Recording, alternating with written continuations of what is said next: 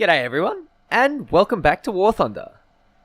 Today, we're going to have a look at the new Italian attacker. Well, it's supposed to be an attacker, but really, it's a bit more of a fighter, and you'll see in a little bit. It's the SM-91. Now, this plane sort of swept under the radar a little bit, and no one really took any notice of it. But I think this plane needs to come out of the shadows.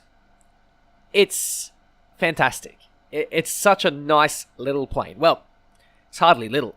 It's got two crew members, 2 engines, 6 MG-151s in the front, 1 in a turret in the back, and it's a twin boom. It's got massive wings. Huge wings. Biggest you've ever seen. But seriously, jokes aside, this plane is incredible, quite simply. Now, we're on Norway, and there's cloud cover, and yeah, it's kind of, what do, you know? You've just got to climb over it. That's pretty much plain and simple. You climb over the cloud cover, or don't climb into clouds at all. Personally, what I've found is every time I get ambushed in a cloud, I just get frustrated, and it's extremely annoying because not only is the spotting system a little bit funny at the moment, but when you're in clouds, the proximity that you can spot someone at is extremely short. Like, it's about half the distance of your regular out-of-cloud spotting. And it's really annoying, to say the least. So, what I'm trying to do is I'm trying to climb over the clouds so I can intercept any fighters. Now, normally I would climb off over to the left where the bases are and intercept bombers, and then go right to intercept the enemy fighters, because by that time I will have gained enough altitude and enough energy to actually put in some work. But in this match, I've just decided to climb straight in. I'm AFK, checking a couple of things, making myself some food, and nothing really much is happening. But the SM-79 itself, you'll see in a moment how nice it is. It does have one little Achilles heel. Well, 2 really. And we'll see them in a moment, but for now, the clouds. Clouds are nice, aren't they?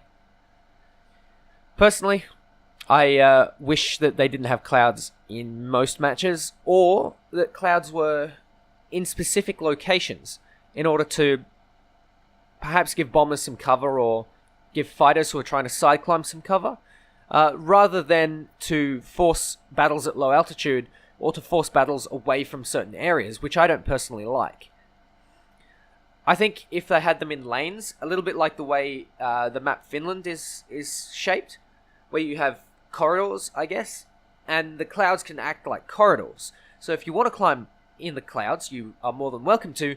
But if you don't want to climb in the clouds, you can, but you, I guess, risk a little bit of being spotted when you don't want to. Or, for example, if you're a bomber, you can hide in the clouds, make your way to the bombing targets, and then go back. But, I guess we'll just have to hope and pray. Anyway, back to what's on screen. Right now, I'm toying between IAS and true airspeed, and I've decided for this match to switch to true airspeed, so I can, I guess, climb at a better speed. Because this plane, whilst it does do well at low speeds, it is a little bit better at high speed.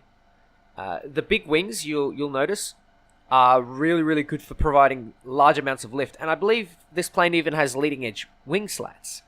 So it is a bit of a turny boy, but at the same time, it is also a little bit of a speedy boy. Perhaps you could compare it to a P-38. I wouldn't say that it's better than the P-38, but it's certainly not worse. So I think this plane and the P-38 are actually a good match for each other. The P-38 seems to be better at higher speeds, seems to roll better, and the SM-91 seems to turn slightly better and seems to do better at lower speeds. Now, as you can see, I've popped up above the clouds, and I'm just waiting to look for enemies, and in a moment, a P-38 will surely enough appear. He'll be below me because he rushed in, and as you can see, there he is, 4 kilometers out. Now, one thing you can always tell if someone's rushing, here's a little pointer, right? So you look at the center of the map, and if the enemy plane is further on your or closer on your side if the enemy plane is closer to you on your side of the map and they're below you, that means that they've rushed. If they're higher and on their side, that means that they've stopped and climbed. It's pretty simple, pretty logical. But yeah, as you can see again, Spitfire above me. Now, I'm going to choose to ignore that Spitfire, and that will come and sort of slightly bite me in the arse a little bit later. But for now, we're just going to ignore him. We seem to be breaking away from him, and he's just off on his merry way, climbing away. And so I give chase to this P-38. Now, I'm not diving after him. I'm saving my energy because I know that there are going to be other planes. And sure enough, there's a Halifax, and seconds after, B-25 appears. So I have got my hands full. Now, I want those bombers dead because as soon as I see a bomber, I think, well, chances are this guy's going to climb to space, and I don't want to chase a bomber in space. Not only that, but my plane is pretty much designed armament-wise to attack bombers, 6 MG-151s, and I'm running stealth belts. So I'm just chasing down the B-25 because I'm pretty sure the C-205 has that Halifax in the bag. I close in a little bit, and I'm just sort of lightly spraying, seeing what I can hit. Nothing serious yet, nothing yet, and I eventually get a nice critical hit on him. Now, one thing that this B-25 does that may have in fact costed me this match was he puts a little leak in my water tank, I guess, in my cooling. So, immediately I have a little leak, and it's not too serious. There's nothing at the moment, it's not too serious. Could be worse. But in fact, I will need to fly with that leak for the rest of the match, and I don't land. So it will come and bite me in the arse. What will bite this P-38 in the arse is 6 MG-151s running stealth belts. Beautiful head-on, pulling off at the last second, with about 1 kilometer to go, and easy kill. Very, very easy. Nice and simple, straightforward. And there goes a P-38, which could probably outrun me at altitude. So I am not going to take any chances. That's already 2 kills. Really nice under the bag. But it doesn't really go terribly rosy from here. You see my teammates over there, over by the enemy's carriers. Most of them are going to die. I don't blame them, but, it's an online game. What can you expect, It's just one of those things that happens. But for now, I'm just looking around for enemies. I'm pretty sure I could hear or see something off to my left, but turns out to be nothing in the end. The SM-91 so far has proven to me to be quite a strong plane. It's not really worthy of a higher battle rating, but it's not really worthy of a lower one either. The bomb load is mediocre, to say the least. It only gets, 600 pounds of bombs, and it really isn't that much. I wish it could carry more, because the Italians really do need some CAS fighters for their tanks that have just been released, and the Reggianes are coming a little bit slowly. But that's okay. That's not to worry. What is to worry, though, is that engine. Water is now empty, and my engine is orange. So orange that it's starting to be salty.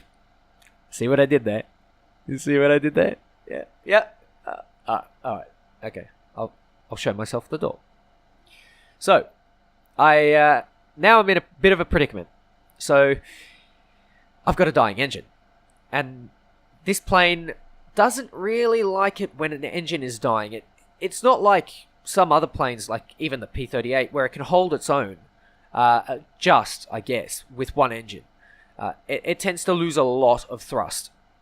And I'm going to need all the thrust and all the energy that I can get, because there's an XP-55, an F-4U, an SP-2C, and a P-63 down on the deck. And I'll need all of that thrust, basically, to keep all of my energy. So for now, I'm just wepping. The old phrase, "Wep till you die," couldn't be truer. So, the only exception, of course, being going off wep so I don't overspeed. But now I'm looking for some juicy targets. I'm pretty sure that Corsair was going to be killed by the TAR 154. I was wrong. So I went for the XP55. Now, this thing locks up a little bit at high speed, so I didn't actually get guns on. He was really, really lucky. I try and engage him with the gunner, but that doesn't work. And by the time I've gotten enough separation, I have enough time to do a nice loop over. And there you go, you can see that turning rate.